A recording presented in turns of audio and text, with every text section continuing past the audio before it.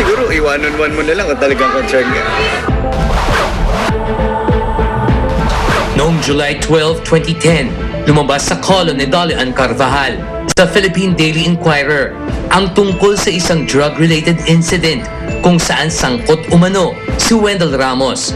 Dolly Ann wrote, and we quote, "Could it be true that Wendell Ramos was arrested and jailed for a few days till he posted bail? How did that escape media coverage? Did he learn what he had to learn? We hope he gets his act together." Unquote. Nitong July 24, 2010, isinulat naman ng Inquirer columnist na si Marinel Cruz ang sagot ng ina ni Wendell na si Lucy Ramos sa issue. Marinel wrote, and we quote, "Wendell Ramos's mother has denied that her son was arrested and jailed recently. Her son could not have possibly spent time in jail," Lucy said, since he was in San Diego, California for a few days last June to attend a GMA event. Unquote. Ito naman ang sagot ni Wendell nang makausap ito ng Star Talk TX kagabi. Wala nga eh, kaya nga, di ba nagugulat nga kami nung tinatanong ko actually ng mga friends ko and manager ko. So wala talaga. Hindi ka nakulong. Hindi totoo yun. Actually ako ayoko magbigay ng comment pero wala, kailangan siguro, yan. Ayon kay Wendell, hindi lang ang ina nito ang naapektuhan sa issue. Ang pangit lang dun is, syempre, meron din akong anak, di ba? Anak mo, basta nakaintindi na sa mga... Wala, so far, buti na lang, good thing hindi naman nila iniisip yun. And, feel blessed pa rin dahil maayos yung sa bahay na. Nitong July 27, 2010, nilinaw ni Dolly Ann ang kanyang punto sa nasabing issue. In her column, she wrote, and we quote again, "I am not out to ruin Wendell. In fact, I wrote the item in question form, and I did not specify the charges. His late manager, Tito Douglas Quijano, was like a father to me." Naman din tayo kagad nag-husga ng tao, di ba? Siyempre, di ba? Kung manghusga ka or kung concerned ka sa tao, dapat siguro i-one-on-one mo na lang kung talagang concerned ka.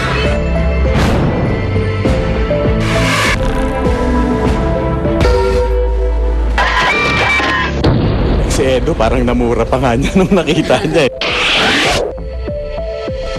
Isang pribadong misa sa simbahan ng Salo-Salo ang idinaos kagabi sa Philippine General Hospital para sa agarang paggaling ng veteranong aktor na si Charlie Davao na dinapuan ng cancer of the colon. Pinangunahan yon ng pamilya ng aktor at ng mga kaibigang nakasama noon sa bakura ng Sampaguita Pictures. Well, he's sick. He has cancer of the colon. We don't know what stage, but he's very strong. He's fighting it. He lost a lot of weight, but he's okay. Nung Sunday, we decided na to invite yung mga friends ng father ko. Meron siyang grupo, yung balik samahan kung tawagin. Grupo ng mga Sampaguita stars. And they meet every month or every other month, ganun, depende kung sino mag-host. They decided to have this mass and a little salo-salo. He was so happy na nakita niya lahat ng kaibigan niya.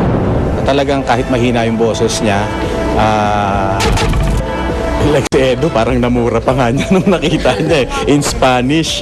Tito Charlie is my province mate at kabagada ko, and ngayon ko lang nabalitaan that there would be a chance for us para magpulong-pulong, no? And it was nice to see mataas yung kanya spirits eh. I wish Charlie the best of health. We're praying that he gets better. Charlie, get well soon. We'll pray for you. Actually, yesterday yung BP niya was 80 over 50, parang ganon kahina. Pero nung nalaman niya na tomorrow dadating sila, naging 110 over 70. So that's a good sign. Pero baka umuwi na rin siya. Sana, mga kaibigan, counting prayers lang para sa pamilya namin at sa father namin. Sa mga nanonood, prayers na lang. Panahon panahon na ba para magharap-harap sila Carmina Villaruel, Zoren Legaspi at Bibi Gandang-Hari? A, oo. B, hindi. Vote just type React space A or B and send it to 4627. At kung hindi pa nakaka-register, just type React space on and send it to 4627. O ano, TX na!